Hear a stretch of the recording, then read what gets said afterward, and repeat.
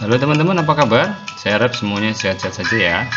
Kembali kita akan belajar meneruskan pembelajaran kita minggu yang lalu tentang pernikahan atau perkawinan. Kita pada kesempatan ini akan membahas tentang tantangan dan peluang untuk membangun keluarga yang dicita-citakan. Teman-teman, sebelum mulai pembelajaran, saya hanya mengingatkan kita untuk senantiasa hidup sehat ya. Di tengah pandemi ini kita harus jaga kesehatan kita. Kita serahkan semuanya kepada Tuhan Yesus. Semoga Tuhan Yesus melindungi kita semua, menjauhkan kita dari segala mara bahaya, terutama dari virus corona. Dan kita juga harus berusaha menjaga diri kita dan menjaga juga orang lain. Jaga jarak, memakai masker, cuci tangan dengan sabun ya, supaya kita selalu sehat. Teman-teman terkasih, kita akan melanjutkan pembelajaran kita. Nanti diharapkan dalam pembelajaran ini kita akan semakin memahami tantangan-tantangan dalam hidup berkeluarga pada zaman ini terutama, dan bagaimana supaya kita secara terpadu dan berkesinambungan mengatasi dan mengangkat keluarga pada posisi yang ideal atau keluarga yang dicita-citakan. Teman-teman, walaupun ya ini tidak tidak mengajak teman-teman untuk cepat-cepat membangun keluarga, enggak ya. Ini hanya untuk membuka wawasan kita bagaimana sih orang tua kita yang sudah membangun hidup keluarga ini ya dapat juga nanti menginspirasi kita ya, terutama dalam menghadapi tantangan zaman yang semakin modern saat ini. Teman-teman terkasih, kalau kita bicara soal keluarga, kemarin juga kita sudah membahas pada pertemuan berikut yang lalu ya. Ini kita akan secara khusus membahas tentang tantangan-tantangan ya. Jadi keluarga ini ya, kadang-kadang persoalan komunikasi ini menjadi persoalan utama ya antara suami dan istri, sehingga kalau komunikasi tidak terjalin dengan baik ya, permasalahan dalam keluarga akan mudah sekali terjadi ya. Terus kemudian ada juga masalah ekonomi ya, ini tidak kalah pentingnya. Kadang-kadang memang soal ekonomi ini ya, kebutuhan rumah tangga yang tidak terpenuhi misalnya, ini seringkali menjadi pusat percekcokan. Kemudian ada juga kurangnya kesediaan berkorban ya, masing-masing berpegang pada pendiriannya sendiri-sendiri ya, tidak mau berkorban untuk kepentingan orang lain juga, terutama pasangan kita. Terus kemudian masalah yang lain adalah soal kawin campur ya. Kawin campur ini ya persoalan berbeda agama begitu ya. Dan ini juga menimbulkan persoalan teman-teman ya. Jadi misalkan yang istri Katolik, yang suami tidak Katolik, atau dan sebaliknya. Nanti persoalan bagaimana mendidik anak ya, harus ikut siapa, ini juga menjadi persoalan yang sangat pelik ya. Maka kita harus coba mewaspadai bersama. Terus kemudian selain itu ada juga perasaan cemburu. Nah, ini kadang-kadang juga membawa sebuah keluarga menjadi ada percekcokan ya karena kecemburuan ini. Ya, jadi kita harus bisa pandai untuk menjaga perasaan kita. Terus kemudian selain itu kita juga akan dihadapkan pada masalah kontrasepsi ya, yang tidak dikehendaki gereja, karena memang gereja menghendaki kontrasepsi atau perencanaan keluarga atau birth control atau pengaturan kelahiran ini sesuai dengan ajaran gereja tentunya ya. Memang ada beberapa yang tidak sesuai dengan ajaran gereja, nanti akan kita lihat ya. Kemudian selain itu kita juga berhadapan dengan bagaimana kehidupan iman anak ya dalam keluarga ini menjadi juga penting ya, karena kadang-kadang ya masalah ini saling mempersalahkan, ini tanggung jawab ayah atau tanggung jawab ibu ya, atau dua-duanya. Nah, jadi ini menjadi juga persoalan yang kadang-kadang timbul dalam keluarga. Selain itu juga nanti ada yang namanya persoalan-persoalan lain selain yang tadi ya, misalnya saja aborsi ya. Aborsi itu menjadi masalah penting juga ya, terutama untuk menghargai kehidupan ya. Memang ada beberapa yang memang melakukan ini ya karena persoalan-persoalan tertentu, misalkan karena alasan ekonomi ya, karena anaknya sudah banyak. Kemudian ya ini sangat bertentangan. Terus masalah sterilisasi juga ini mengakibatkan persoalan-persoalan dalam rumah tangga juga ya. Terus kemudian keluarga berencana buatan ini ya menggunakan alat kontrasepsi yang mungkin tidak sesuai dengan ajaran gereja ya. Terus eutanasia itu berkaitan dengan kematian yang dikehendaki gitu ya. Jadi euthanasia itu berarti kematian yang dikehendaki. Jadi semacam bunuh diri begitu ya. Terus kemudian ada perceraian yang mungkin sekarang juga kita sedang hadapi ya, terutama di era-era seperti ini seolah-olah perceraian menjadi hal yang wajar. Terus hal yang tidak kalah pentingnya juga yang dihadapi dalam keluarga ya, itu ada pernikahan sesama jenis. Ini memang persoalan-persoalan yang memang dalam keluarga ini sangat sangat laten atau sangat tersembunyi ya. Karena apa? Karena yang pernikahan sesama jenis ini memang dibangun dari relasi-relasi yang mungkin tidak terbuka ya. Jadi ini juga menjadi riskan ya, karena dalam tradisi Katolik jelas ya pernikahan hanya antara laki-laki dan perempuan seperti sudah kita bahas minggu-minggu yang lalu. Teman-teman terkasih, maka kita diajak sebagai orang Katolik untuk harus ya sungguh-sungguh memahami makna keluarga ya, yang menurut ajaran Gereja Katolik tentunya, sehingga nanti kita mampu membangun keluarga sesuai yang dicita-citakan, yaitu oleh gereja sendiri ya.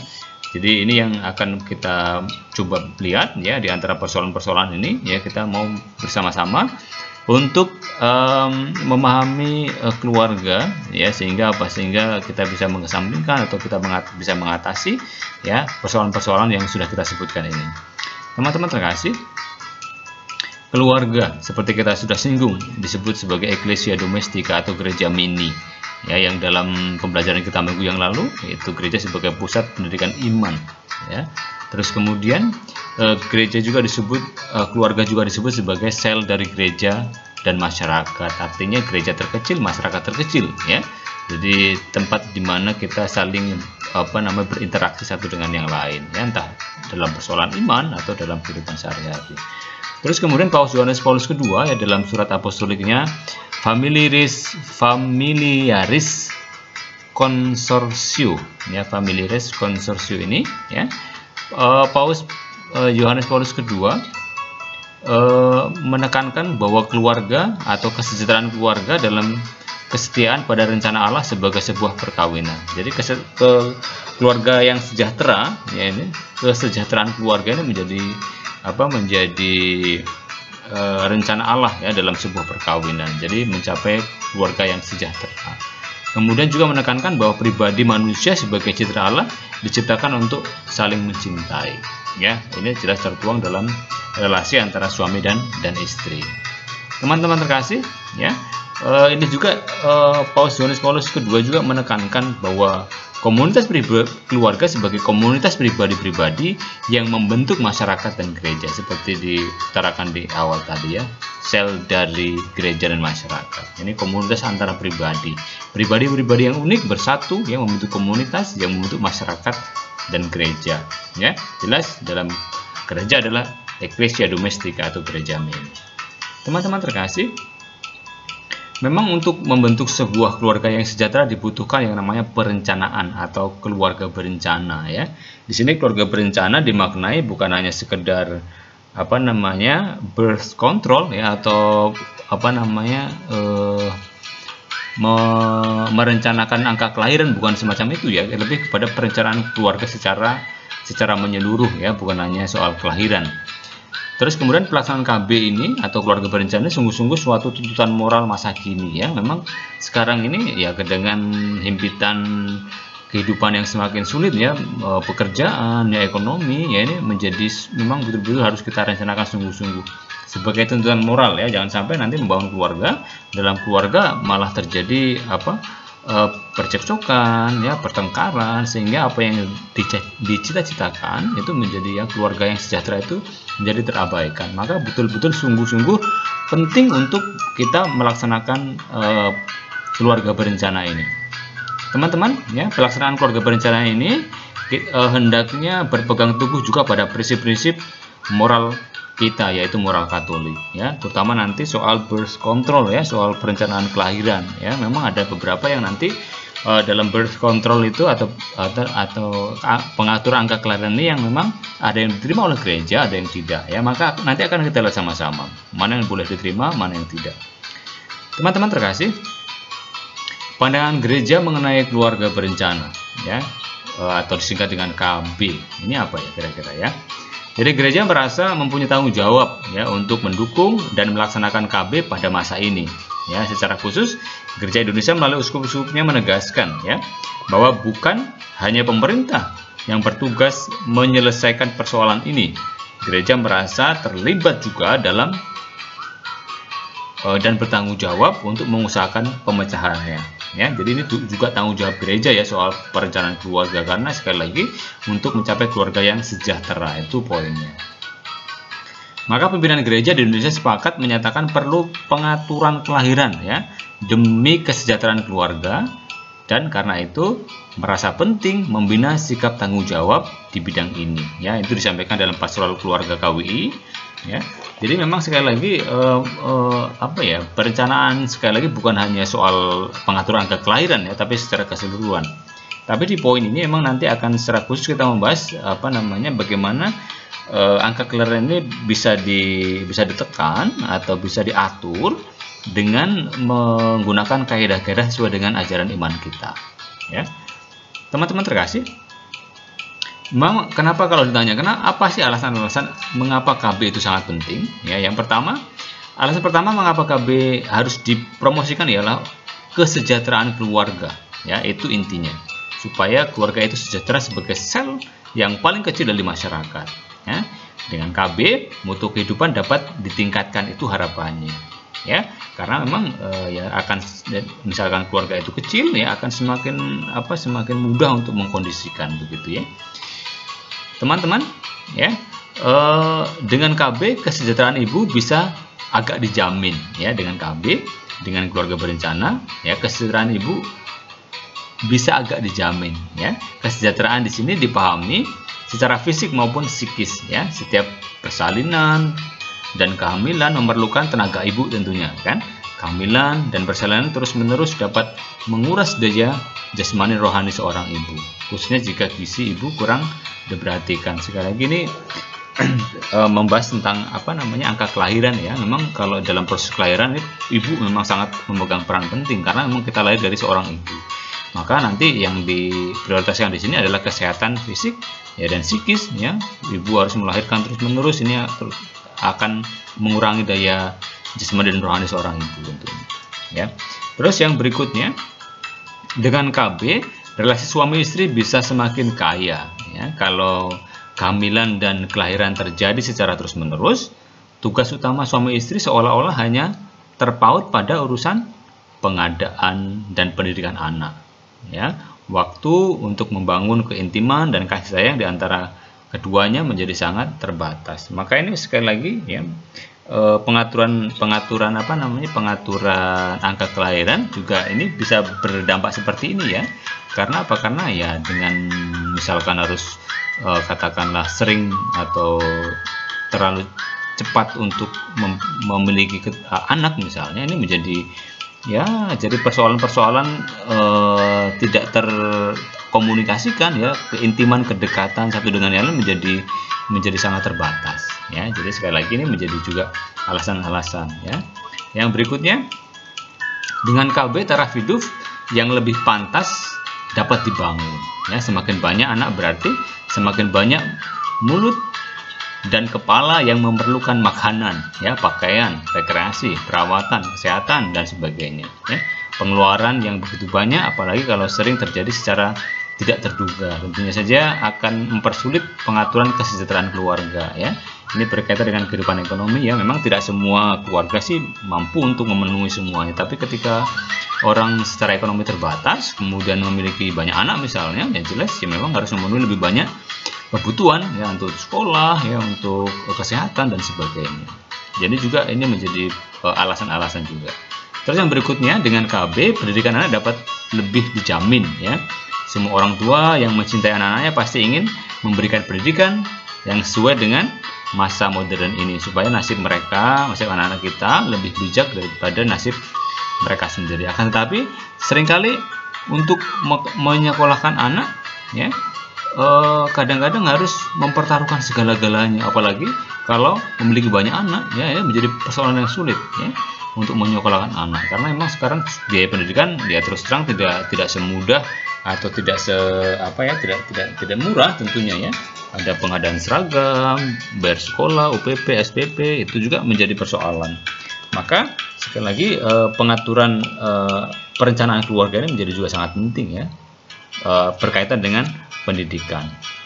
Terus dengan KB tidak hanya menjamin kesejahteraan keluarga, tapi kesejahteraan masyarakat dan umat manusia. Karena apa? Kalau sel terkecilnya keluarga itu sejahtera, otomatis ya kesejahteraan masyarakat tercapai, umat manusia juga ya.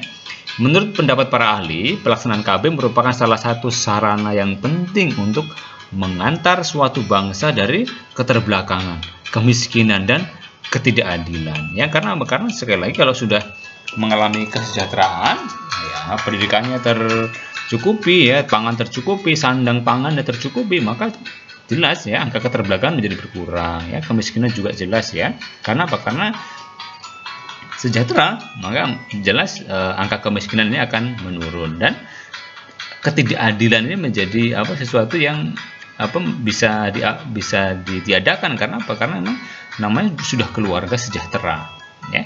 Kemudian kemajuan di berbagai bidang ya akan sia-sia kalau ledakan penduduk tidak dihambat ya. Semakin penduduknya padat ya, tentu akan lebih kompleks ya persoalan-persoalan ya.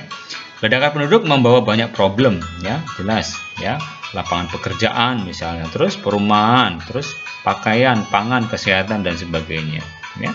Sekarang memang lapangan pekerjaan sangat sulit ya, apalagi pada sekarang masa pandemi seperti ini ya. Jika anaknya banyak ya, kemudian lapangan kerja tidak ada atau sudah di PHK dari tempat dia bekerja, maka ini sekali lagi kan menjadi persoalan yang sulit ya. Persoalan papan perumahan tentunya ya. Di kota-kota besar sangat sulit sekali menemukan perumahan ya. Jadi untuk membangun rumah saja sulit ya. Maka ini menjadi juga suatu dampak ya bagi ledakan penduduk, bagi penduduk yang semakin bertambah cepat ya, dengan tidak diimbangi oleh tingkat ekonomi yang lebih menunjang.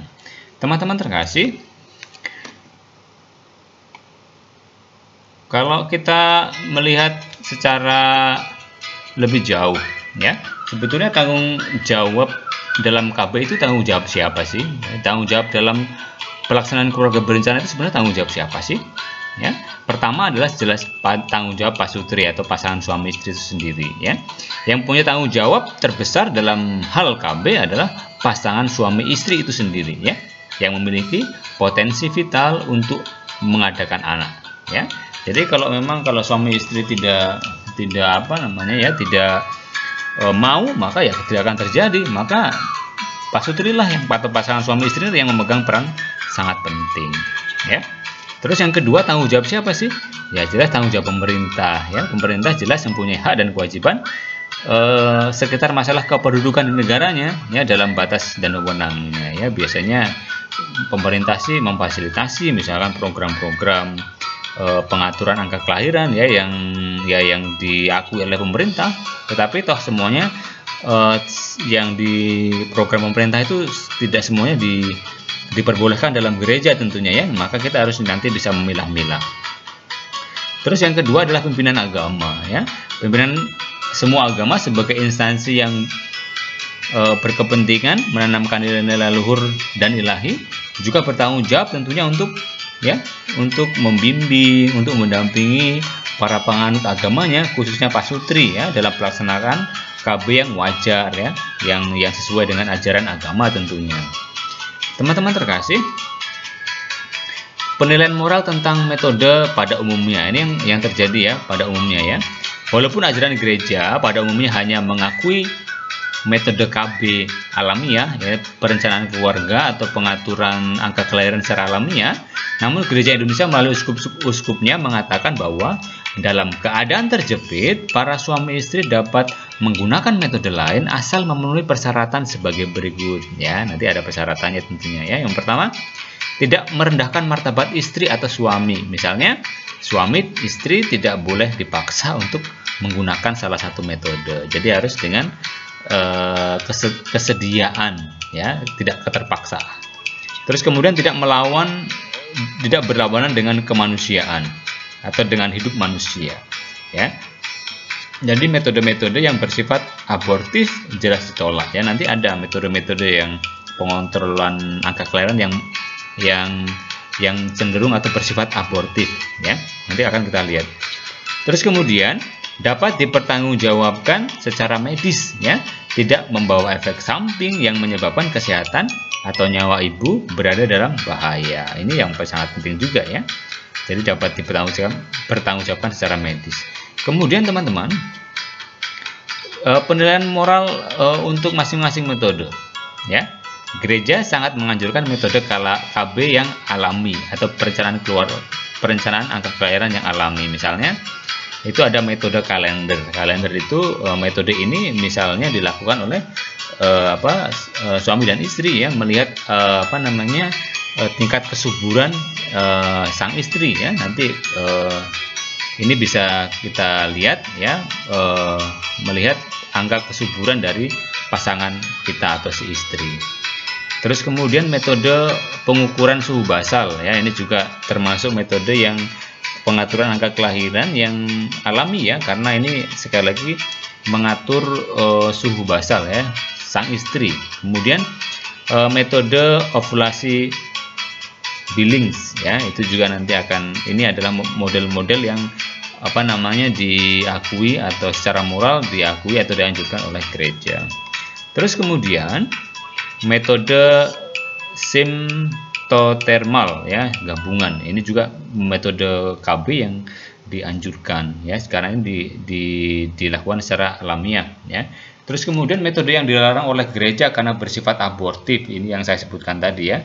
Karena bersifat abortif, ya. Abortif itu ya artinya pengguguran, ya. Sudah terjadi pembuahan kemudian digugurkan begitu. Kesannya seperti itu, ya. Yang pertama itu yang disebut dengan abortus provocatus, ya, pengguguran dengan sengaja, ya. Ya, ini jelas, ya. Jadi tidak mau dilahirkan, ya, kemudian diaborsi begitu, ya, dengan kesengajaan, bukan karena alasan medis, bukan karena alasan apapun. Ya, ini jelas yang dilarang atau dilarang oleh gereja. Kemudian yang kedua itu spiral. Spiral itu meletakkan spiral di rahim wanita, ya. Ini spiral ini kemungkinan sudah terjadi pembuahan, ya, sudah sel sperma dan sel telur sudah bertemu, kemudian karena ada spiral maka rahim itu akan bergetar begitu, sehingga nanti yang kemungkinan, ya, yang sudah terjadi pembuahan itu dapat gugur, ya, dapat larut bersama menstruasi misalnya. Itu kemudian yang juga dilarang karena itu sekali lagi bersifat abortif, ya. Kemungkinan sudah terjadi yang namanya pembuahan begitu, ya. Karena dalam tradisi Katolik, ya, ketika proses pembuahan itu terjadi itu sudah manusia, sudah individu, ya, yang harus kita hormati kehidupannya, ya. Kehidupan terjadi saat sel telur dan sel sperma itu sudah bersatu, ya. Itu ajaran gereja. Maka spiral ini menjadi sesuatu yang dilarang. Kemudian pil mini, ya, ini semacam pil untuk menggugurkan kandungan, ya, semacam itu. Jadi ketika sudah terjadi pembuahan, terus kemudian makan pil ini, kemudian itu bisa gugur, ya, atau bisa keluar sendiri janinnya. Jadi ini teman-teman yang metode-metode pengaturan kelahiran yang dilarang oleh gereja dan dianjurkan oleh gereja, ya. Sekali lagi kalau kita bicara soal peluang, maka ini yang harus kita geluti bersama, ya. Kita persiapkan. Memang kita bisa bercermin dari orang tua kita, ya, bagaimana orang tua kita betul-betul untuk mencoba menghidupi keluarga dengan pengaturan banyak hal, ya, termasuk pengaturan angka kelahiran ini, ya. Ini bukan persoalan yang pertama, ya, dan utama, tetapi ini sangat penting juga, ya. Kalau dalam keluarga punya anak banyak, ya, maka tentu akan meningkatkan angka kebutuhan, ya, baik sandang, pangan, pendidikan, itu menjadi sesuatu yang urgent untuk diatasi. Teman-teman terkasih, saya kira penjelasan saya mengenai tantangan dan peluang ini cukup jelas, ya. Jadi kalau tidak jelas mungkin bisa ditanyakannya di kolom komentar, boleh. Tapi yang jelas sekali lagi bahwa tantangan dan peluang ini menjadi sesuatu yang layak untuk kita perjuangkan, ya. Kalau kita memang sudah memilih nanti untuk memilih untuk hidup berkeluarga, tentu jadi hal yang sangat mempersiapkan ini, ya. Karena apa? Karena sekali lagi perkawinan adalah sebuah lembaga yang yang nanti akan menjadi gereja mini, ya, yang akan mempersiapkan anak-anak kita, mempersiapkan kita menjadi keluarga yang kita impikan, keluarga sejahtera punya, ya. Ini juga dalam khusus perkawinan, kalau kalian memilih ini akan kita ulang, mengenai tantangan yang saya sebutkan tadi, dari ekonomi, mulai dari komunikasi, soal pendidikan anak, pendidikan iman, ya, itu nanti akan kita bahas. Misalkan kalian nanti akan masuk ke nanti adanya khusus perkawinan, gitu. Jadi untuk sebagai aksi nyata kita, ya, saya minta kalian untuk semakin menumbuhkan hormat kalian kepada orang tua, dan bagi orang tua kita setiap hari, karena ini penting teman-teman, ya, karena mereka sudah melahirkan kita, terus kemudian mereka sudah berusaha sekuat tenaga mencukupi kebutuhan kita, ya, dalam rangka sekali lagi mencapai keluarga yang sejahtera tentunya, ya.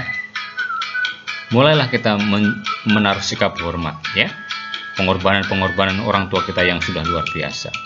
Kemudian saya minta teman-teman untuk membuat doa singkat untuk kedua orang tua, ya. Silahkan buat doa ini, ungkapan hatimu, ya, sebagai bentuk rasa terima kasih dan syukur kalian, ya, karena sudah memiliki orang tua yang sungguh bertanggung jawab memenuhi kebutuhan kalian, ya, membina supaya keluarga memang menjadi keluarga yang sejahtera, ya. Teman-teman, saya kira pembelajaran kita cukup sampai di sini. Terima kasih untuk sudah bersedia belajar dari awal sampai akhir, walaupun penjelasannya tidak segamblang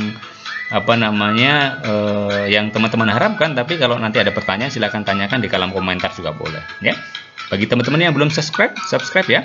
Semoga nanti bisa saling membantu kita untuk berproses, ya, terutama dalam menumbuhkan benih-benih iman di dalam hati kita. Oke, sampai ketemu di pembelajaran berikutnya. Semoga kita selalu dibebaskan dari segala yang jahat, ya, virus-virus corona yang mungkin menghantui kita dimanapun kita berada. Tuhan mengangkat semuanya itu, membebaskan kita, dan nanti akhirnya kita sungguh dapat terbebas, ya, dari bentuk-bentuk virus-virus yang nanti bakal menghantui kita. Saya kira teman-teman itu yang bisa saya sampaikan. Terima kasih, sampai ketemu di video pembelajaran berikutnya. Tuhan memberkati.